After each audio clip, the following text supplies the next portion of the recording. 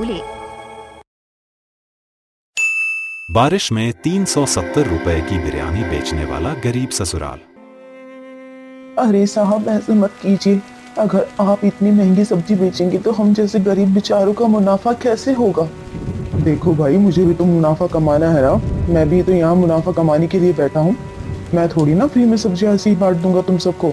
लेकिन साहब, जिस दाम पे आप मुझे सब्जियाँ दे रहे हैं उसमें तो मुझे कोई मुनाफा नहीं होने वाला, ऊपर से मेरी लागत ही बड़ी मुश्किल से निकलेगी। अरे भाई, तो मैं क्या करूं?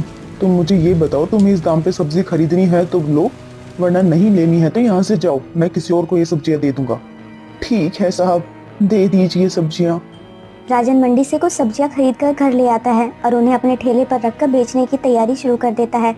थोड़ी देर के बाद पूरा ठेला तैयार हो जाता है, जिसके बाद राजन सब्जी बेचने के लिए बाहर चला जाता है।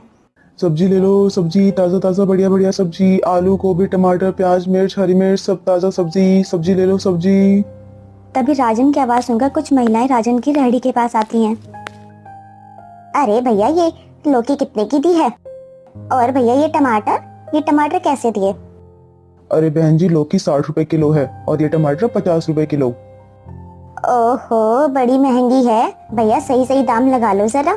हाँ बहन जी, देखो तो इन्होंने तो मनमाने दाम लगा रखे हैं। सब्जी है कि पता नहीं क्या, दिन पर दिन बस इनके रेट बढ़ते ही जा रहे हैं। देखिए आंटी जी, अगर मैंने इससे कम लिया तो मुझे कुछ नहीं बचेगा, ऊपर से मेरा नुकसान हो जाएगा वो अलग। मैं इससे ज्यादा कम नहीं कर सकता। अरे रहने दे बहन, इतना ही नुकसान होता तो यहाँ ये सब्जियाँ बेचने थोड़ी ना आता। इन्हें तो बस झूठ बोलना ही आता है, मुझे सब पता है। तुम तो सब्जियाँ सस्ते में ही लेकर आते हो और हम लोगों को बड़े महंगे महंगे रेट पर बेचते हो। अरे अरे नहीं आंटी जी, हमें भी सब्जियां अब उतनी सस्ती नहीं मिल रही हैं। जैसे हालात है ना देश के, और ऊपर से बारिश, दिन पर दिन सब्जियों का रेट बढ़ता ही जा रहा है। और ऊपर से हमें भी तो मुनाफा कमाना होता है ना, तभी तो हम ये काम कर रहे हैं। अगर मुनाफा नहीं कमाएंगे तो मेरा घर कैसे चलेगा।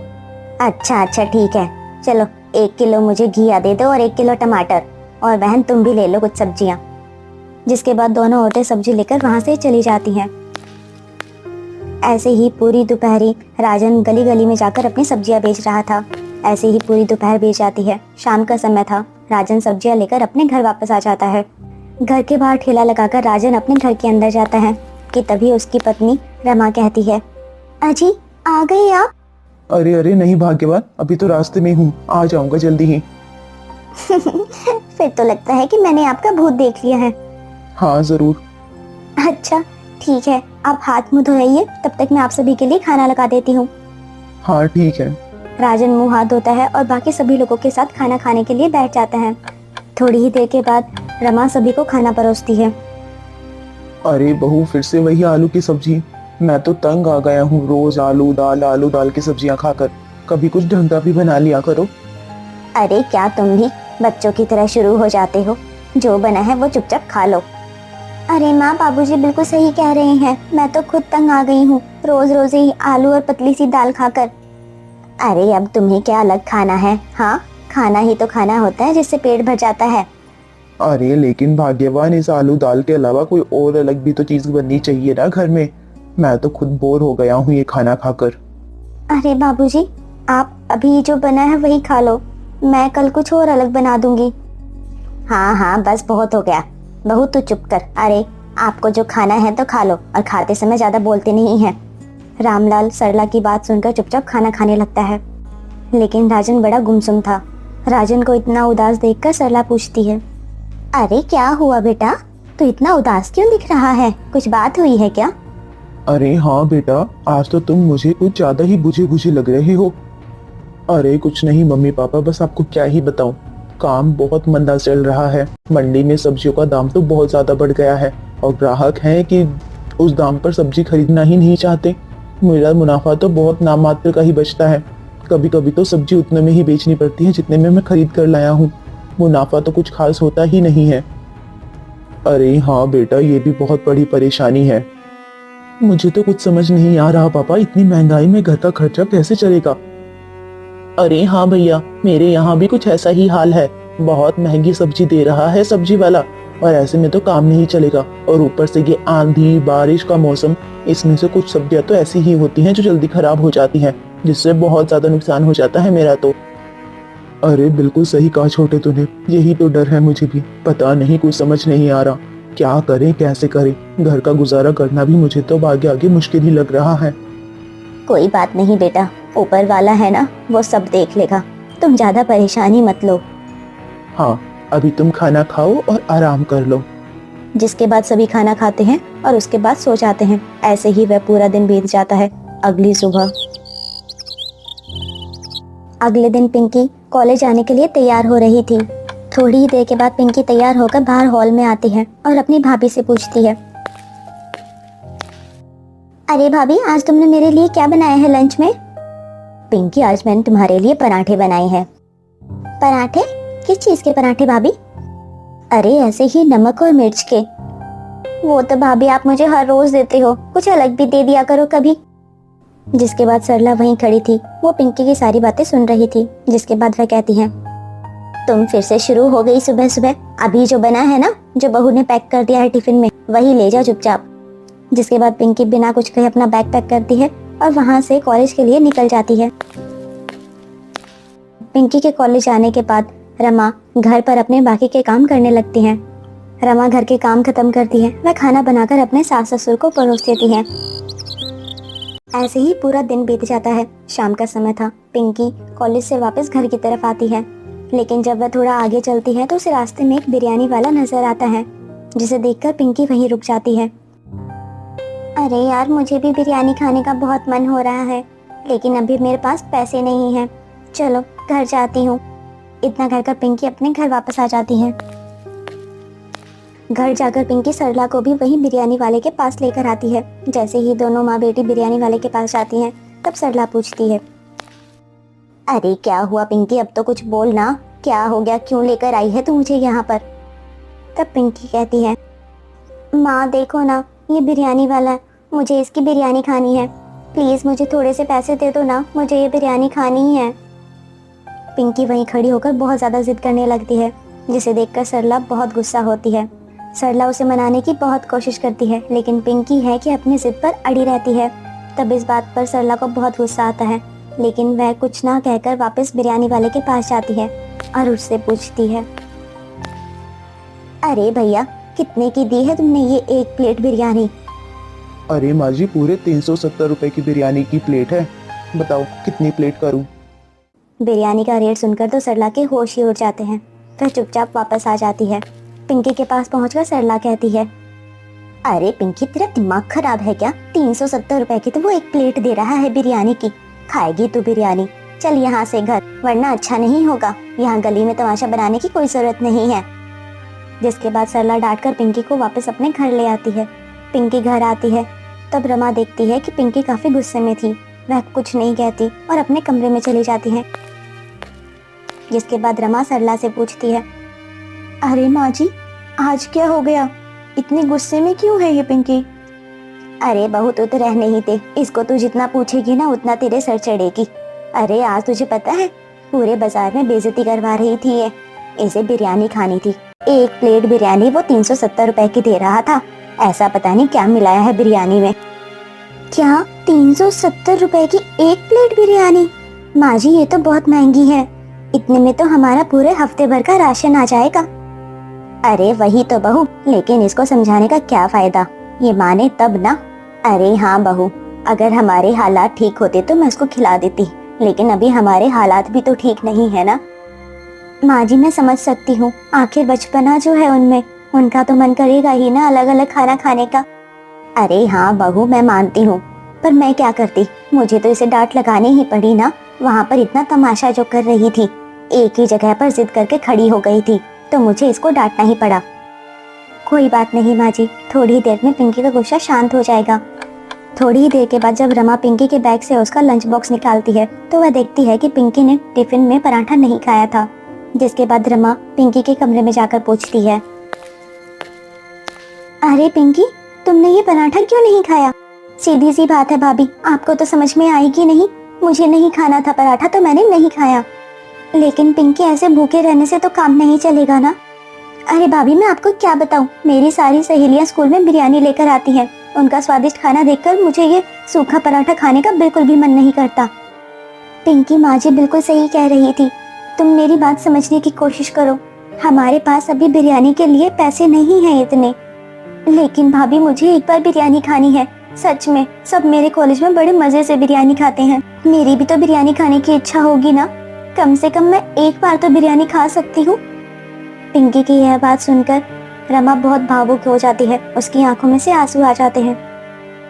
बताओ कैसी मजबूरी है हमारी। मैं अपने परिवार वालों को एक प्लेट बिरयानी तक नहीं खिला सकती। मैं क्या करूं? मजबूरी है पिंकी हमारी। मैं तुम सबकी एक छोटी सी इच्छा भी नहीं पूरा कर सकती। इसी तरह कुछ दिन बीत जाते हैं। हल्की फुल्की बूंदें भी आ रही थी। तभी पड़ोस में किसी के यहाँ दम बिरयानी बन रही थी, जिसकी खुशबू उनके घर तक आ रही थी। सभी दाल चावल खा रहे थे। तभी ससुर रामलाल कहते हैं, अरे आहा, देखो तो किसी के घर से कितनी अच्छी खुशबू आ रही है भाग्यवान। मुझे तो लगता है यहाँ आज किसी के घर में दम बिरयानी बनी है। अरे आपका तो फिर मन ललचाने लग गया होगा। बस भी करो अब। अरे तुम तो रहने भी तो भाग्यवान। तुम सच बताओ मुझे, क्या इतनी अच्छी खुशबू आने के बाद तुम अपने आप को रोक पा रही हो? क्या तुम्हारा मन नहीं करता कभी कुछ अच्छा खाने को? हाँ वो तो है, लेकिन क्या करे, मन पर तो काबू रखना चाहिए ना। चादर देखकर ही पैर पसारने चाहिए हम सबको। अरे माँ, कितना काबू रखेंगे? कभी ना कभी तो मन ललचा ही जाता है ना। और मेरा तो सच में बहुत मन कर रहा है बिरयानी खाने का। कितना अरसा हो गया है, मैंने तो आज तक कभी बिरयानी चखी तक नहीं है। सभी आपस में ऐसे बातें कर ही रहे थे। सबकी बातें सुनकर रमा और राजन को काफी बुरा लगता है। हे भगवान, कैसी किस्मत है मेरी। मैं अपने परिवार वालों को एक बिरयानी तक नहीं खिला सकता। क्या मैं अपनी पूरी जिंदगी में कभी अपने परिवार वालों को उनकी पसंद का खाना खिला भी पाऊंगा? ऐसे ही दिन बीत रहे थे। सभी बड़ी परेशानी में थे। फिर कुछ दिन बाद राजन अपने काम से निराश होकर वापस घर आता है। तभी रमा पूछती है, अरे क्या हुआ?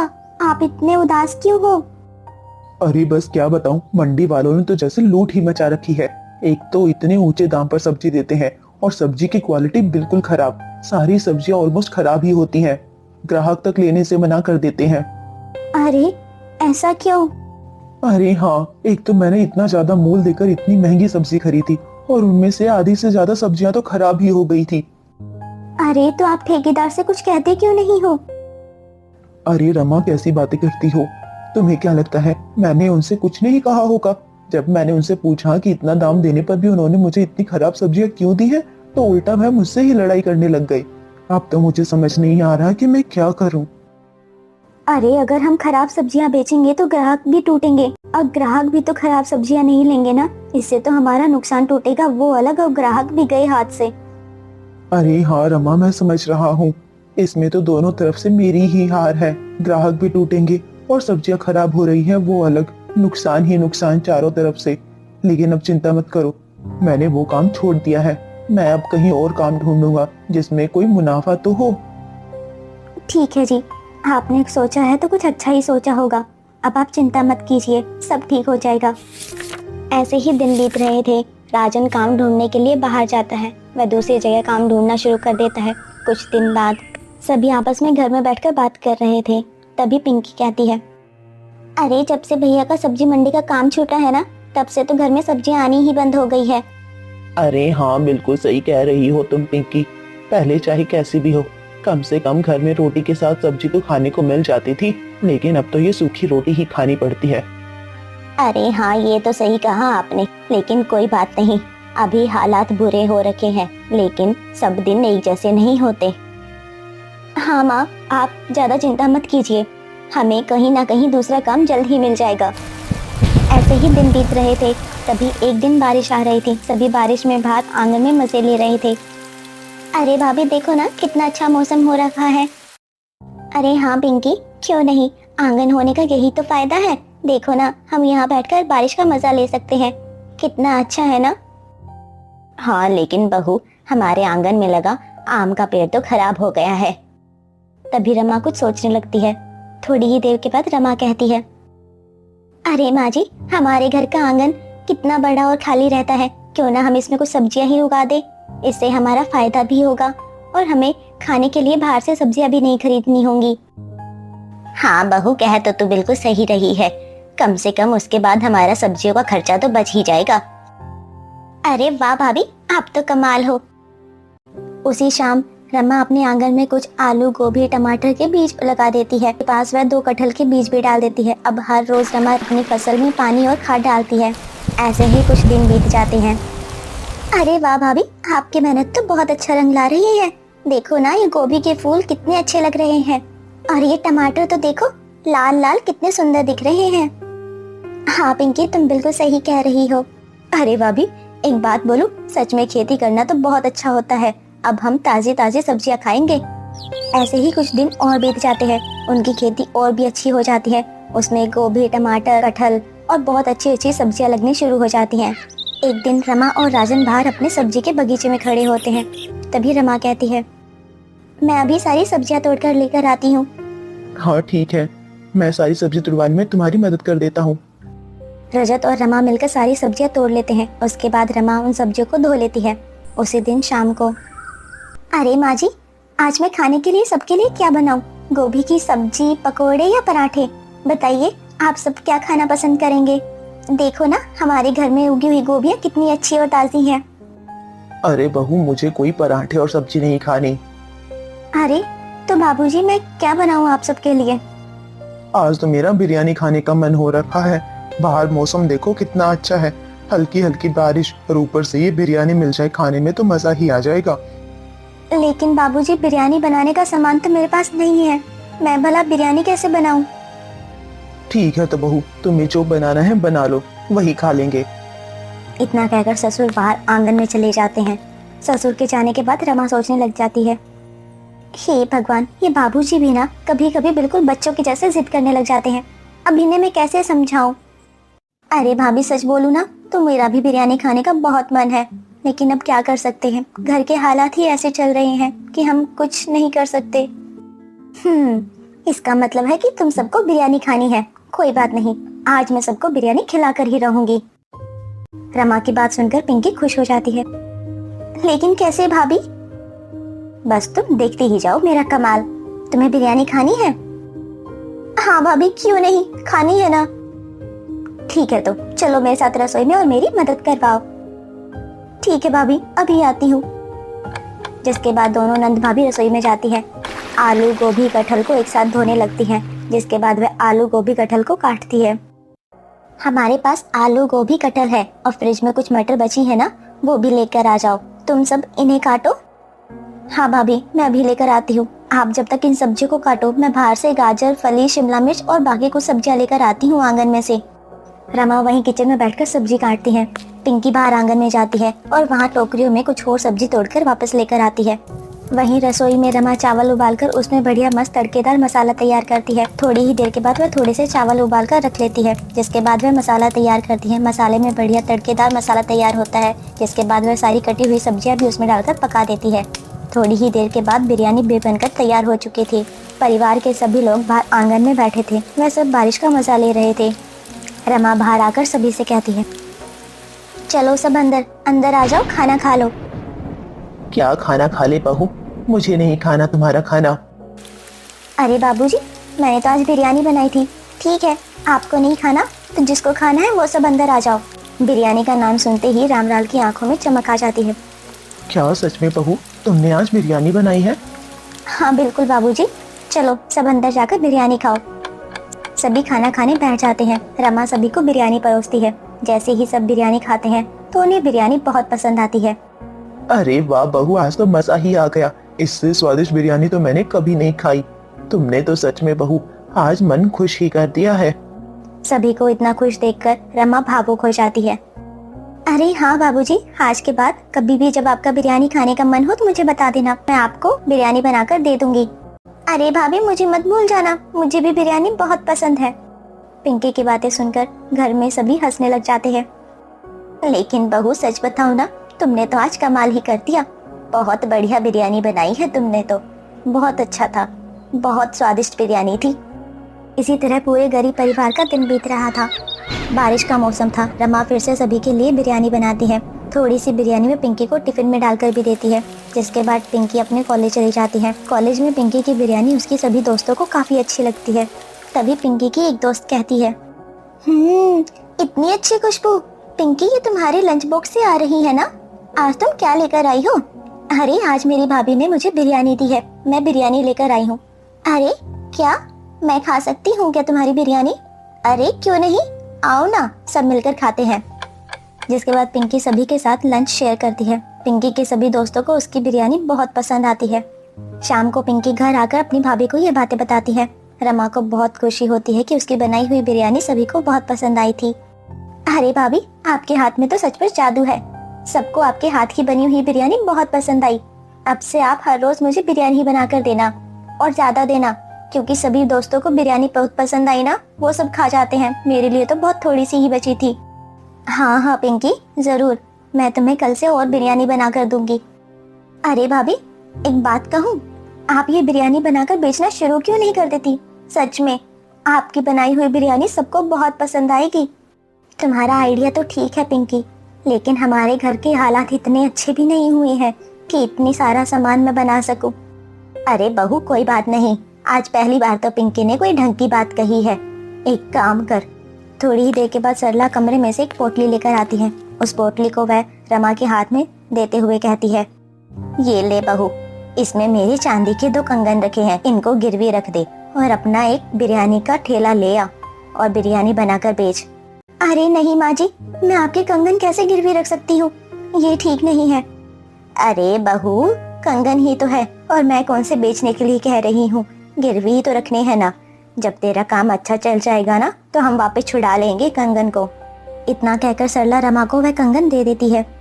ठीक है माँ जी, जैसा आप कहो, चलो अब हम तीनों की जोड़ी मिलकर कमाल करेगी। उसी दिन रमा यह फैसला ले लेती है और अपने घर के आंगन में उगाई हुई सब्जियों की मदद से बाकी कुछ सब्जियां वह बाहर से खरीद कर लेकर आती है और अपना एक ठेला लेकर वह रोज बिरयानी बेचने के लिए जाती है।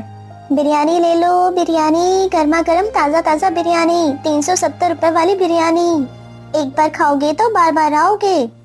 तभी रमा की आवाज सुनकर एक ग्राहक उसके पास आता है। अरे बहन जी, 1 प्लेट बिरयानी कितने की दी? अरे भाई साहब, 1 प्लेट बिरयानी पूरे 370 रुपए की। ठीक है बहन जी, 1 प्लेट बिरयानी लगा दो। ग्राहक बिरयानी खाता है। बिरयानी खाकर तो बहुत मजा ही आ गया, बहुत लजीज बिरयानी बनी है, सच में स्वादिष्ट बिरयानी है आपकी। जी शुक्रिया। अब इस तरह घर वालों के साथ साथ बाहर वालों को भी अब रमा के हाथ की बिरयानी बहुत अच्छी लगती है। धीरे धीरे उसका काम अच्छा चलने लगता है। ऐसे ही कुछ दिन गुजर जाते हैं। फिर एक दिन तो ग्राहक उसके पास आते हैं। अरे बहन जी, थोड़े दिनों के बाद मेरे छोटे भाई की एंगेजमेंट पार्टी है, तो हमें उसी के लिए आपसे बिरयानी तैयार करवानी थी। बिरयानी का ऑर्डर बहुत बड़ा है, क्या आप समय पर तैयार कर देंगे? इतना बड़ा ऑर्डर सुनकर रमा और पिंकी बहुत खुश हो जाते हैं। हाँ जी बिल्कुल, हम आपका ऑर्डर बिल्कुल समय पर तैयार कर देंगे, लेकिन उसके लिए आपको हमें थोड़ी सी पेमेंट एडवांस देनी होगी। हाँ हाँ, कोई बात नहीं, ये लीजिए आपके एडवांस पेमेंट। अगले हफ्ते वेडनेसडे को हमारा प्रोग्राम होगा, तो मुझे वेडनेसडे की सुबह तक पूरी बिरयानी तैयार चाहिए। हाँ हाँ बिल्कुल, आपको मिल जाएगी biryani. Thank you. Advance payment लेकर दोनों नंद भाभी खुशी खुशी शाम को अपने घर वापस आ जाती हैं। जैसे ही वह अपने परिवार वालों को वह खुशखबरी देती है, तभी सरला कहती है, अरे बहू, ये तो बहुत अच्छी बात है, भगवान की दया से अब सब सही हो रहा है। हाँ बहू, अंत भला तो सब भला। जिसके बाद पूरा परिवार बची हुई बिरयानी खाकर ही सो जाता है। धीरे धीरे रमा और उसके परिवार का बिरयानी का काम बहुत अच्छा चलने लगता है। जिसके बाद वह सभी अपना एक अच्छा सा पक्का मकान बनवाकर उसमें खुशी खुशी रहने लगते हैं। मुश्किल हालात इंसान को तोड़ने नहीं बल्कि नई राह दिखाने आते हैं। मेहनत, परिवार का साथ और कभी हार न मानने का जज्बा साधारण चीजों को भी सफलता का रास्ता बना सकता है। अगर आप पिंकी की जगह होते तो आप क्या करते? क्या अपना खाना उन बच्चों के साथ शेयर करते जिन्होंने पहले आपका मजाक उड़ाया हो आपकी गरीबी पर? अपना जवाब कमेंट सेक्शन में जरूर बताइएगा।